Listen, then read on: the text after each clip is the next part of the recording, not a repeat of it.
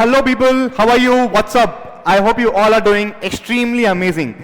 People, today's lecture is very important because today I'm going to teach you how to write answers in CMA final law exams in the most beautiful, efficient way possible, fetching you maximum marks any question that you're going to attempt, right? So people, every single CMA final student has got this difficulty, have got this problem as to, sir, how do we present our answers in the law exams? So people, after this lecture, you're not going to have the same problem again, okay? After watching this lecture, I'm 100% confident that you will be able to tackle any question that comes in your paper, right people? So today, I'm going to teach you a very scientific method as to how to write answers in CMA final law exams. Now, why am I calling it scientific? Because it is backed by reasons, psychology, every single thing is involved. Cool people? So, without wasting any time, let's get started people. So, people, there are three types of questions that is going to be asked in your CMA final law exams. Number one is people, it's going to be a direct question where your memory will be tested, right? Second category of questions, people, case study based question. Over here, your memory is not tested. Your legal reasoning ability is tested. Okay. Over here, you are supposed to write your answers like a lawyer, giving a legal opinion. Now, how do we present this? Briefly, I will tell you. In detail, we are going to understand how to write this. Okay. Number one is people, you have to write facts, then what is the legal question involved, followed by provisions, followed by analysis, and followed by the conclusion. We are going to understand. Don't worry. Now people, third category of question is my favorite. That is how to write answers to those questions whose answers you don't know. Sir, how do we answer this? We are going to understand. Right people?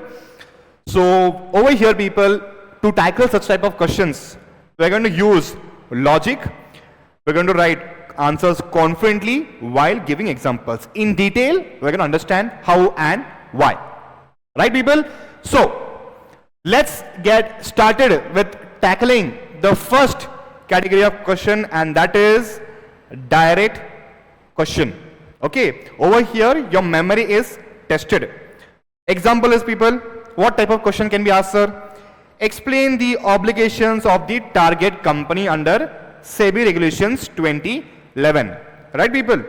So over here, obligations of the target company, we have to write it down. Very simple. Now let's understand how do we write answers. Number one is people, direct question where definition or concepts can be asked. Okay. So there are how many rules I will tell you. Rule number one, rule number two, rule number three, rule number four, rule number 5, rule number 6, rule number 7. When you follow these 7 rules, there is no reason why the examiner will cut your marks. There is no reason. This is my promise. Okay? So let's get started. People, the number one rule is you have to always start with a legal authority. What do you mean by legal authority, sir? So people, if a question is asked, what are the obligations of a target company? You have to always start your answers by as per the SEBI regulations. As per the SEBI regulations. As per SEBI regulations, or you can simply write as per the provisions mentioned in the SEBI regulations. Right people? Okay. So what if question is asked with respect to company law? I have to simply write people as per the provisions of the Companies Act. As per the provisions of the Companies Act 2013. So remember always, rule number 1, always start with a legal authority. Right, people? Next is, if a question is asked from the Insolvency Bankruptcy Code, you have to always start with under section dash of the Insolvency and Bankruptcy Code 2016. Right, people? If you are giving an answer, logic is simple. If you are giving an answer, on what basis are you giving an answer? Is it on your own, or you have referred to a certain act, you have referred to certain provisions, you have referred to certain regulations? You have to mention that from where are you quoting this provision that you are writing in your answer. Don't you think you have to quote the source? Yes or no, people? If you read any newspaper, if you read any information, always you will check the authenticity by just observing from where this information has been gathered. Yes or no? You will find the source of the information. Source communicates authenticity. Source communicates authenticity. Right, people? So, always start your answer with a legal authority as per SEBI regulations, as per the provisions of Companies Act 2013, as per the provisions of Insolvency Bankruptcy Code. Very, very simple, people. Okay? This instantly shows conceptual clarity and command over law. That means you are not quoting the provisions as per your whims and fancies. It is from the act. It is from the law. Okay? So you have to mention which law. Yes, people, very, very simple. So rule number 1 is always you have to mention as per the SEBI regulations. If a question is asked in the exam, what are the obligations of the target company? You have to mention, you have to start your answer with as per the regulations of SEBI regulations. Simple. Or as per the provisions of SEBI regulations. Very, very simple. Yes or no, people? Chalo. Now rule number 1 is you have to start with the legal authority. Now rule number 2 is very, very important, people. Very, very, very, very important. You have to always write your answers in points and not paragraphs. Students often make this mistake. They end up writing an essay. They end up writing answers like a BCom student. People, over here, we have to write as if we are lawyers giving legal opinion. Have you ever witnessed a lawyer giving legal opinions in paragraphs? Or he always quotes his opinions in points, people. When you write in points, it is very, very easy for the examiner to read your answer. Yes or no, people? You must have always observed in my notes, you will never find paragraphs. It will always be written in crisp, clear points, so that my students should be easily able to read, understand, learn the concepts. Right, people? So same thing applies over exam also. You have to always write your answers in points. So normally I will tell you what mistakes students do. In a takeover code, when an acquirer gains control over a target company, the SEBI regulations require. You should never start your answers like this. Wrong. You should always start with points. A takeover code occurs when an acquirer gains control over target company. Full stop. Now next thing you have to write in second point. As per SEBI regulations, the acquirer must make an open offer upon crossing 25%, and so on. You have to continue. You should never write in paragraphs. Yes or no, people? Perfect. The reason why points is because it shows that you are very, very clear in whatever you are communicating. Points show clarity and save your answers from looking clustered. Right, people? We imagine, people, if an examiner is supposed to check 100, 200, 300 papers before him, law paper. Okay, one student is writing in points. Okay, it was very, very easy for that examiner to check the answer because it was written in points. Now, the next student's paper is going to check. He or she has written in long paragraphs. It is very, very difficult for the examiner to read what the student has written. Don't you think the examiner will get frustrated, people? You always put yourself in the place of the examiner. Okay, you are supposed to check 100, 200 papers and 99 papers have been written in points, and you are that person whose answer written in paragraphs. Don't you think the examiner will get frustrated, people? Obviously the answer is yes. So please, it's my humble request, do not write in long paragraphs. always write your answers in crisp, clear points. Cool, people?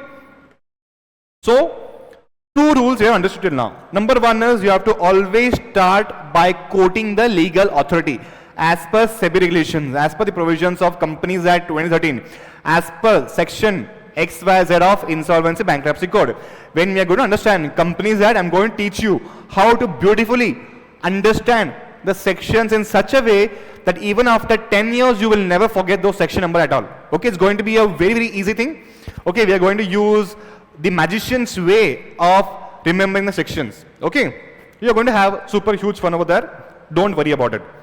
So, two rules. Start by quoting the legal authority. Number two, always write in crisp, clear points. No paragraphs. Yes or no, people? Chalo.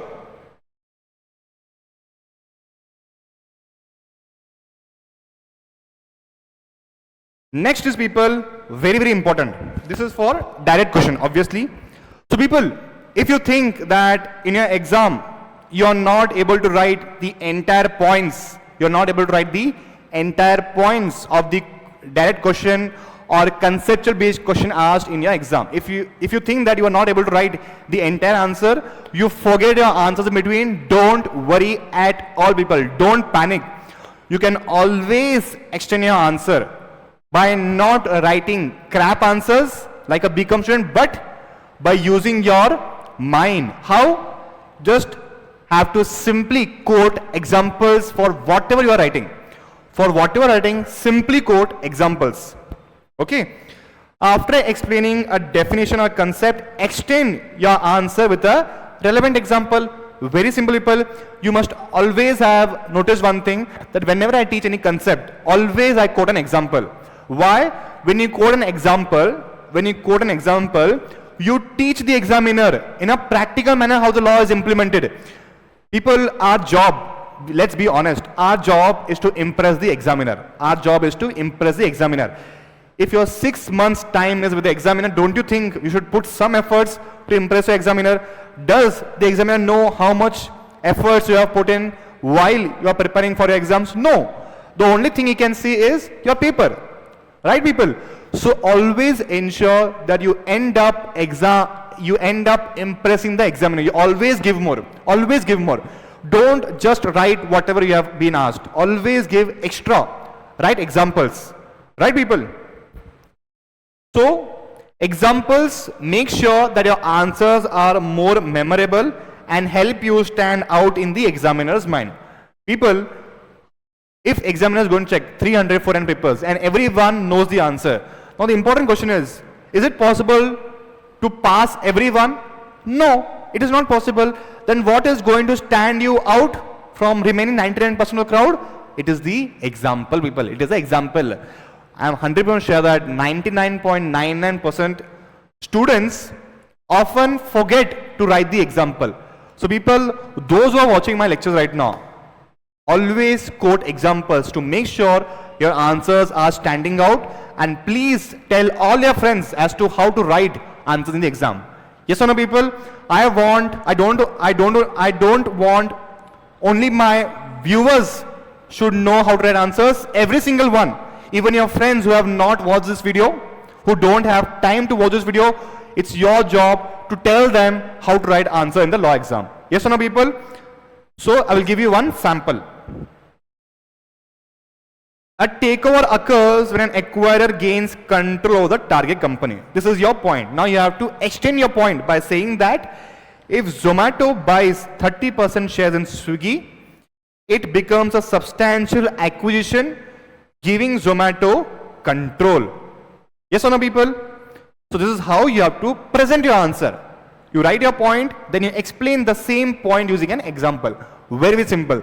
That is what is going to make your answer stand out from the remaining 99.99% exam papers. Yes or no, people?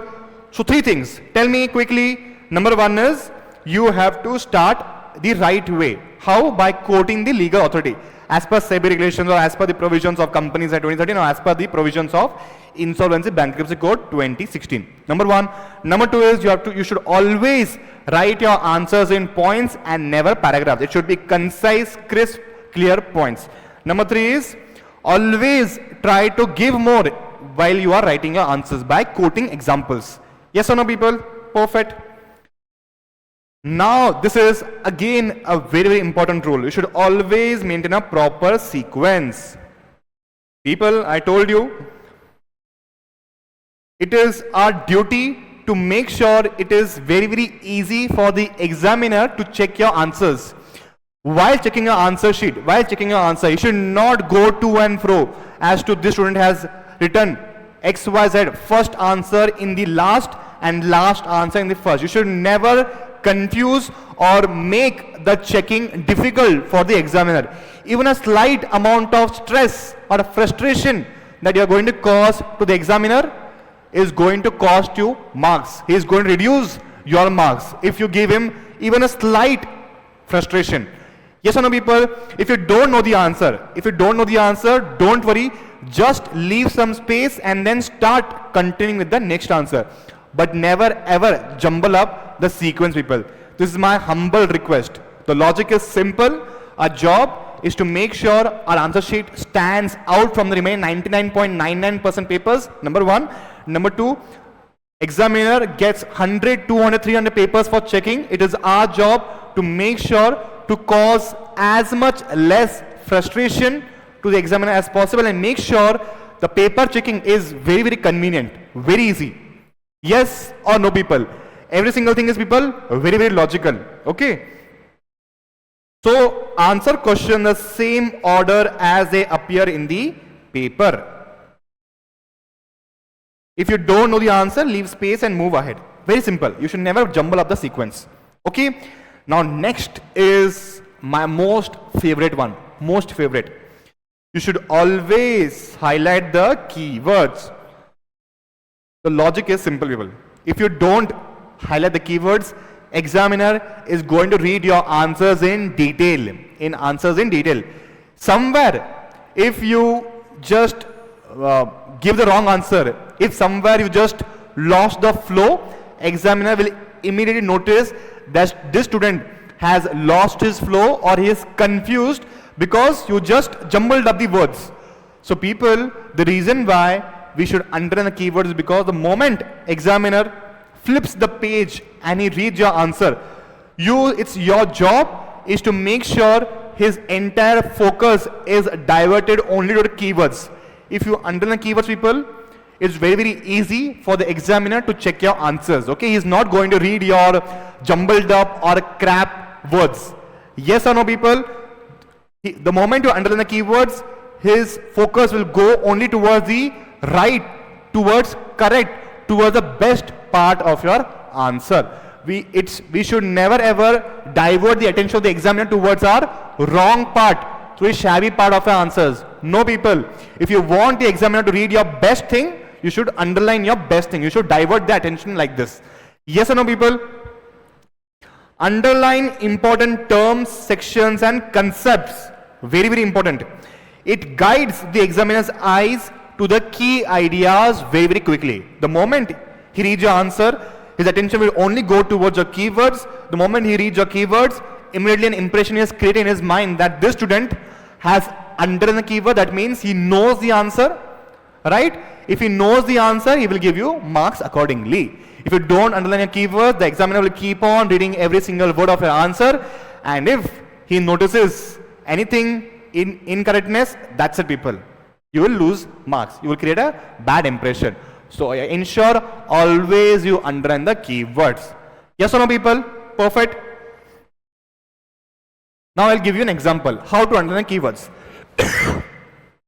The acquirer must make an open offer to purchase at least 26% of total shares when their shareholding crosses 25%.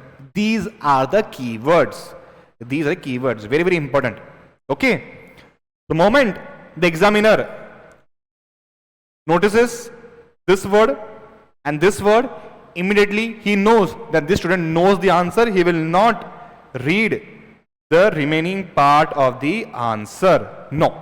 Even if you have messed up slightly over here, his attention will never go there because you have diverted his attention towards the right part of the answer. This is what is strategy. Yes or no, people? So this small habit can improve your marks by 5 to 10%. Very simple. So 5 rules we have understood till now. Number 1 is, whenever you are writing answers, always start with the legal authority. As per Companies Act 2013, as per the provisions of Insolvency Bankruptcy Code, as per the SEBI regulations, you have to write your answers. Okay, number 1. Number 2 is, you should always write your answers in points and not paragraphs. Number 3 is, always extend your answer by quoting examples so that you know, so that you impress the examiner by proving that you also know the practical side of your conceptual understanding. Number 4 is, you should always maintain the question answer sequence. If you don't know the answer, just leave space and then start continuing from the next question. And 5th is, people, very, very important, and that is underline the keywords.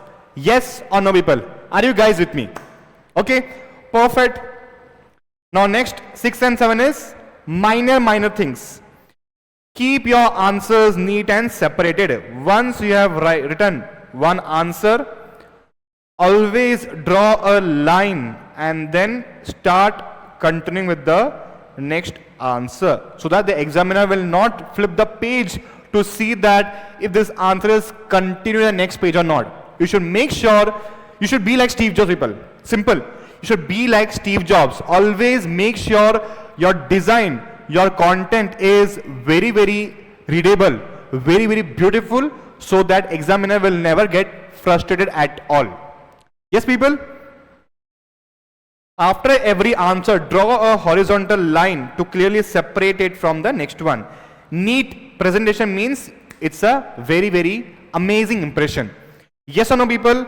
The more beautiful your answers are, the better impression you create in the minds of the examiner. Yes or no, people? Perfect.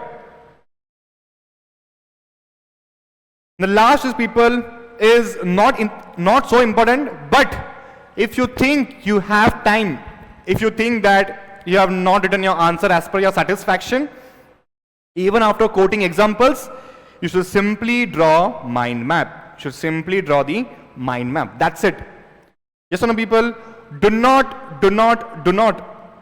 leave any question half attempted. If you don't know the answer, that's completely fine. You quote examples to complete the answer. Even if by quoting examples you don't feel that satisfaction, immediately start drawing the mind map. The reason is, the moment examiner wants to read your answer, the first focus will go towards two things. Number 1 are the keywords. Number 2 is the mind map. The moment he reads your mind map, it will create an impression that yes, this student has understood the concept, he has given examples, he has underlined the keywords, plus he has drawn the mind map. Then it doesn't matter even if you do not attempt the complete answer.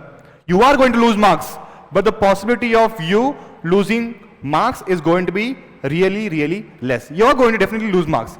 No doubt in that. But people, losing 4 to 5 marks is worse than losing 1 or 2 marks. Yes or no, people? If you just draw the mind map, you're only going to lose few marks, not more marks. So our job is to be as efficient as possible to fetch maximum marks as possible for every single answer that we are writing. Okay? So this is how you write a direct question. Again, people, I'm going to teach you how do you write the answer. Quickly tell me. Number 1 is, you are going to quote the legal provisions. Number 2, you are going to write in points and not paragraphs. Number 3, you are going to give examples to extend your answer. Number 4 is, people, you are going to maintain a proper sequence. Number 5 is, you are going to underline the keywords. 6 is, you are going to separate your answers by drawing a line distinguishing one answer from the other. And the last, people, we are going to use mind maps wherever it is possible and whenever you have got time. That's it, people. Cool. Now let's understand practically. Sample question answer, people.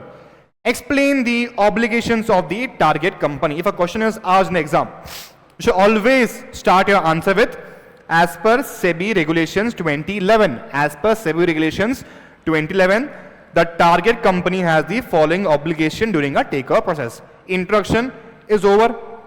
Best people, that's it. We have coded the relevant provisions. Now, you have also written points. What more can you give? Okay, you have written in points. Business conduct in ordinary course. The board of directors must ensure that the business continues to operate as it normally would during the offer period. This is the keyword that you are supposed to underline. The highlighted portion are the keywords. Okay, now that you have to quote examples.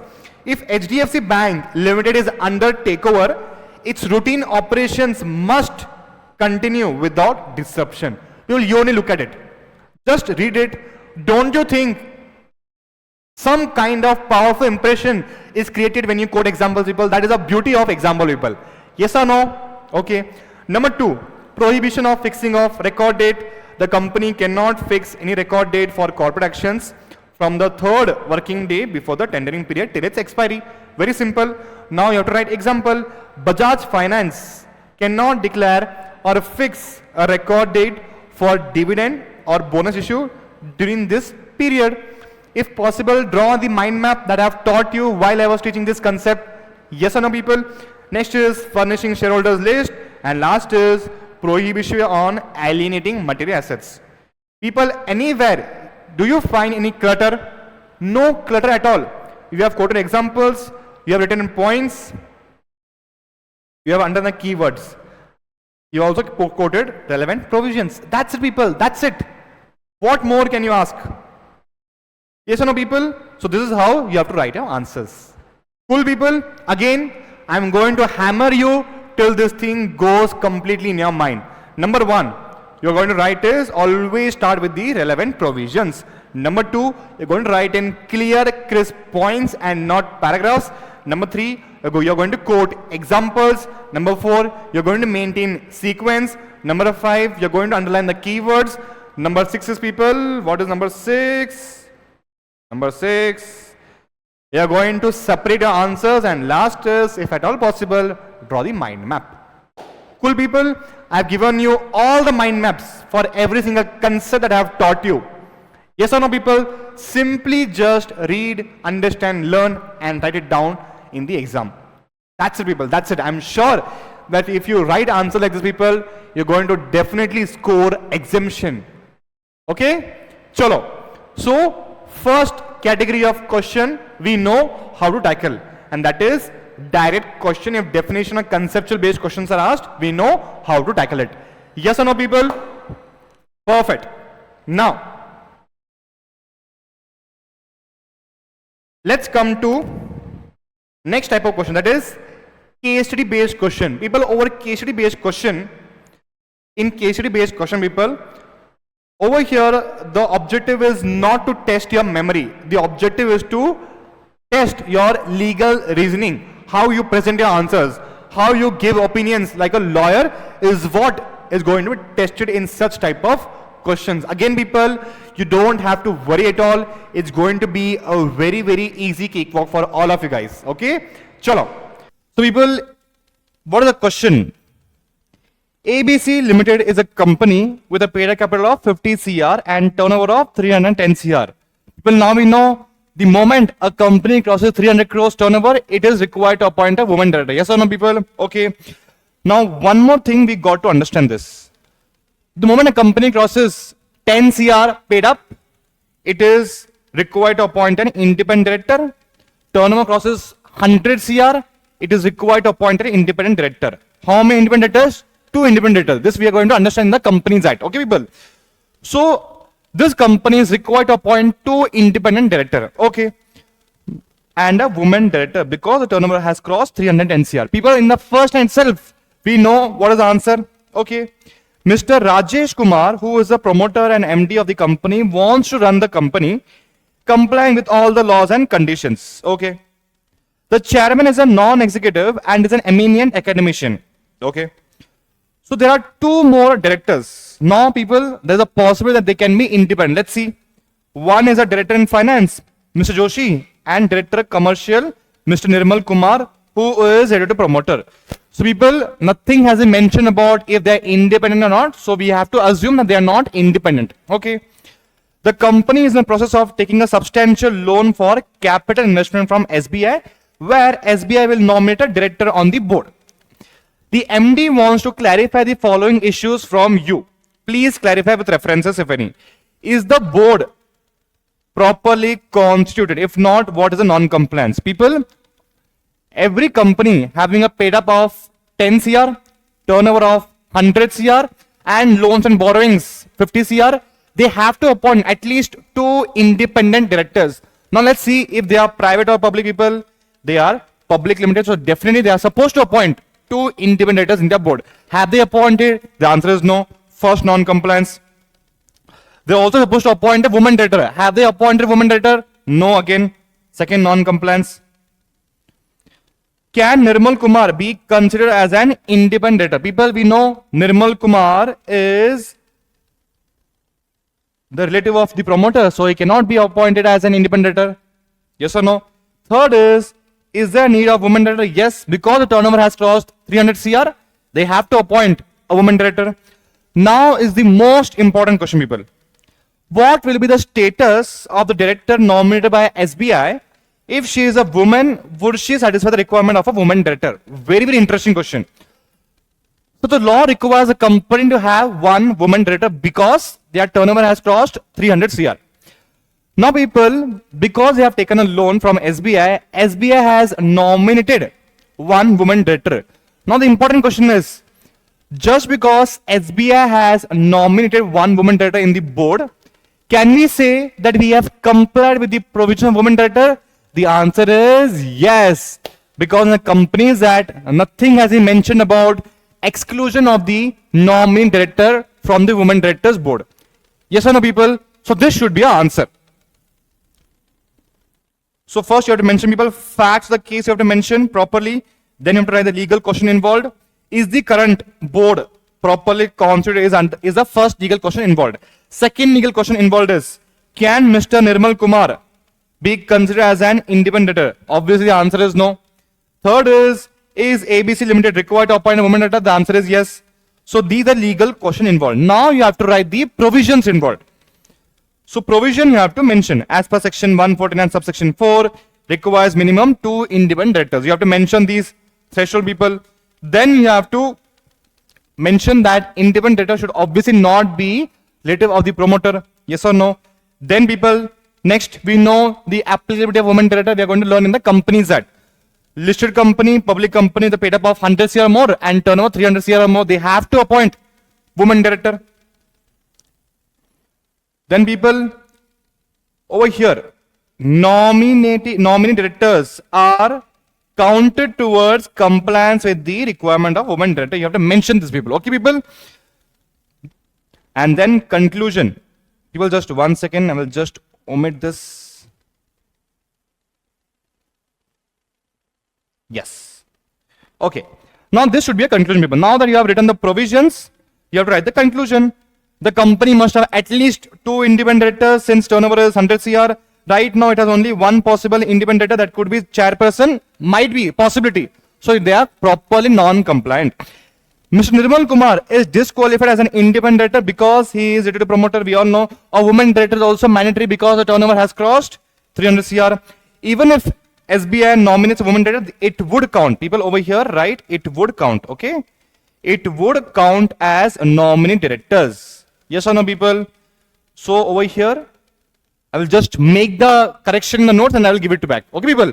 So always remember, if a company has woman director in its board, because SBI has a nominee director in their board, so it will be completely counted as a woman director. Very simple, people. Okay? And then, people, that's it. We are done. Okay, I will just make the changes and I will give you the notes. Okay, people? Chalo. Next question. Now. Let's understand how to write answers to those questions whose answers you don't know. People, this is category 3.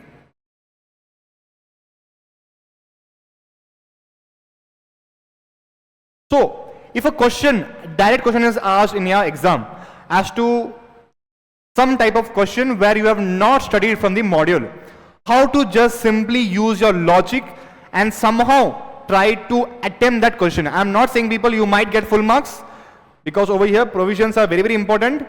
But even if you cannot get full marks, does that mean that you cannot get any marks? No. It is all up to you. How you attempt your answer, it is up to you. So now people, I'm going to teach you how to answer that question whose answers you have never read in your module, how to simply use your logic to answer the question. Okay? Perfect. Let's get started, people. The question is asked in exam, people. As per section 180, section 180 talks about, people, restrictions on powers of the board. Okay? As per section 180 of the Companies Act 2013, certain restrictions are imposed on the powers of the board of the directors of the company. Okay. Now, section 180 talks about restrictions on powers of the board. List and explain the powers which the board can exercise only with the consent of the company by a special resolution. Only by a special resolution. We're going to understand what are the exceptional situations in which directors have to obtain consent from the shareholders via special resolution. So people, in section 180, you will study a lot of limits. 10% net worth, 10% turnover, 10% net worth or turnover, 10% total income. Every single thing is mentioned in section 180. But we are going to assume that we have never come across any section while we are learning the Companies Act. Okay? I'm going to now teach you as if I have not ever read section 180, yet I will let you know, I will teach you how to answer such type of questions in the most beautiful way possible. Simple logic, people. You have to ask one question. For example, if a question is asked, restrictions on powers of the board. Now you have to think for a second, what could be the possible exception situations where board of directors must mandatorily obtain shareholders' approval via special resolution. Obviously, it's going to be a very, very extraordinary circumstances. Now, what are those extraordinary circumstances? You have to think for yourself. Okay.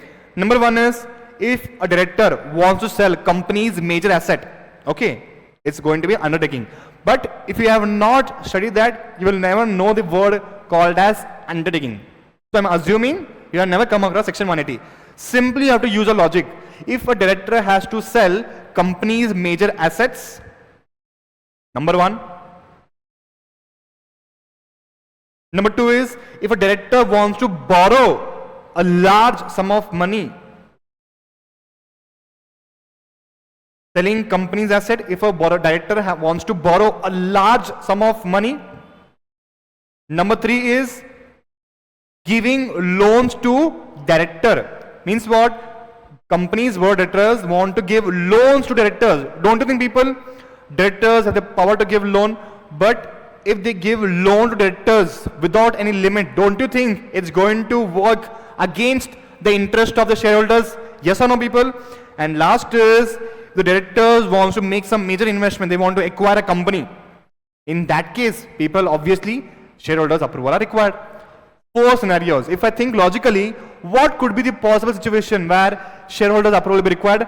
Number one will be, people, major investment. Number two is borrowing beyond the limit. Number three is giving loans to directors because they are insiders. And number four is, people, selling company's asset. These are the heart of the company which are going to directly affect the shareholders. Yes or no, people? Yes. So now, based on these points, you have to now structure your answer by following the 1 to 7 rules that we have understood while we were learning how to write answers to direct question answer. Yes or no, people? Chalo, let's start. Always write with regulation or rules. People over here, I am assuming that you don't know section 180. So you have to simply write. As per the provisions of Companies Act 2013, certain powers of the board can be accessed only via special resolution with the consent of the shareholders. These include what all points? Selling company's assets, borrowing large money, giving loans to directors. Number 4 is major investment. Okay, simply you have to now extend your answer. First, you have quoted the legal authority. Amazing. Next is we're going to start by writing in points. Number 1, selling company's asset. Okay, let's understand this. If the board decides to sell the company's main property of business, it's a very, very big decision. They can't do it alone because the company belongs to the shareholders. So obviously people, I'm assuming you have not learned the limits at all. So you have to simply write answers like this.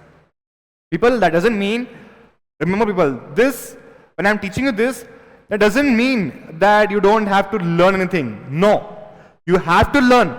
But in case, in the last moment, in case in the worst to worst case scenario, if you don't know the answer to a question, you have to write in this manner. Again people, this method should only be used for worst to worst case scenario. That's it people, not anything else. Okay, it's not a shortcut to not to learn the provision. No, in this you're definitely going to lose marks, but you're not going to get full marks. Okay, you are definitely going to lose marks, but some marks you will be given because you are writing your answers neatly. Now how do you write answer neatly? That is what I'm going to teach you. Okay, chalo. Again people, you have to write an example to explain your point. If Bajaj Auto Limited wants to sell its two-wheeler division, it must first get shareholders' special approval. Very, very simple. So number 1 is selling company's assets. Number 2 is borrowing large sum of money. Directors can borrow for normal business requirements. If it's an ordinary requirement, if it's at arm's length price, it is allowed. But if they want to take a big loan beyond the company's capital and reserves, shareholders must approve it. Example is, if a company with 120 CR capital and reserves wants a 200 CR loan, it must call a general meeting and get approval. If you are borrowing money beyond limits, obviously people, we all have studied this in company law, we require shareholders approval. Very, very simple. Number 3 is giving loans to directors or waiving their dues. People, I know that you cannot write this point because you have not read the section. But still, if you are giving loans to directors, is it possible people? It is.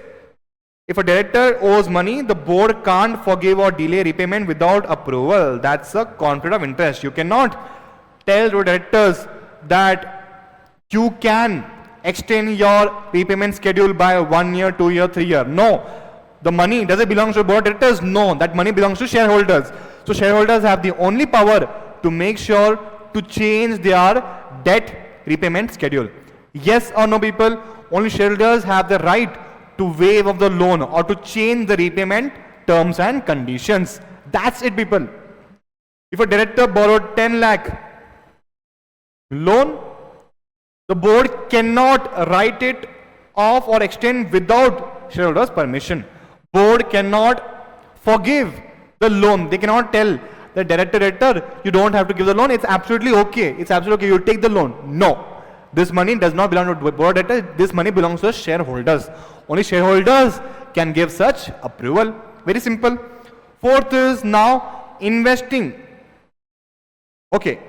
Now people, if you have read the section, you will know that using big money from sale of merger, if a company receives money from doing what? By selling some of its undertakings, by merger, by amalgamation. If by any type of corporate restructuring company has received money, now company has to invest that money. Now board of directors cannot invest that money without taking shareholders' approval. If the company sells a business or gets money from a merger, the board can't use it wherever it wants. Example is, if Tata Steel sells a plant and get 500 crores, it must get shareholders' approval before it utilizes in new projects. Hence, so people, after you have mentioned all the 4 conditions, in the end, you have to write a conclusion. Hence, section 180 restricts the board from taking major decisions. selling big assets, borrowing huge amount, favoring directors, or using large compensation money without shareholders' special approval. People over here, we have never mentioned any limits. We have not used a single legal word over here. Every single thing is based on creativity. Okay? Just because you don't know the answer, that doesn't mean that you cannot write the answer. Now, if you want to write the answer, there are two ways in which you can write the answer.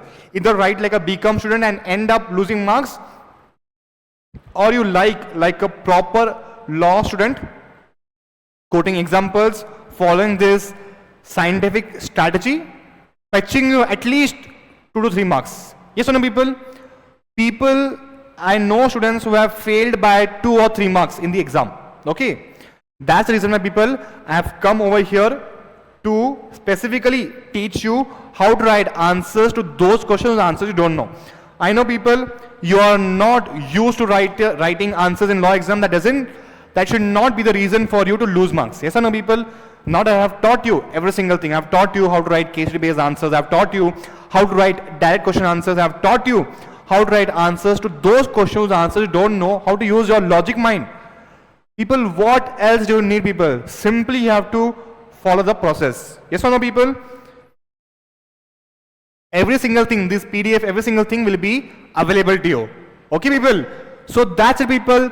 We are done with the understanding of how to write answers in CMA final law exams. We realized that there are 3 categories of law question that is going to be asked in the exam. Number 1 is direct question. Number 2 is case study based question. Number 3, people, is our favorite, to those questions whose answers you don't know. Simple, people. Okay? So if you have got any doubt with respect to anything, people, that we have learned in this lecture, if you have got any queries, if you have got any fear, if anything that you want to tell me, please make sure to drop all your doubts in the comment section, people. Okay? The reason why I have put this lecture in between my syllabus completion, because, people, now after this, okay, now that you have understood my pattern of teaching, I start by explaining my concept, then I start with the example, then I revise every single thing using mind map. Now that you are used to my teaching style, so I just wanted to put forward this video as to now how to write answer in the law exams. Every single student has got this thing in their back of the mind. Sir, we are learning all this, but how do we write answer in the exam? Yes or no, people? So that's the reason why, people, I have put this video in between my lecture, so that after now we are going to begin any chapter, you will know that whenever you are watching my lecture, you will know how to write answer in the law exams. Simple, people. You will not have that even a little amount of panic in your mind. Cool, people? So that's it from my side, people. Thank you so much for watching. I hope you have loved the video. If you have got any doubt, please drop all your doubts in the comment section. And that's all, people. Thank you so much for watching. I will see you in the next one, people. We are going to begin with now IBC and corporate governance. Okay, we are done with the SEBI part. Now we are going to tackle the next 2 big chapters. After that, people, we are going to begin with the company law, and then, people, we are going to tackle those 5 marks question.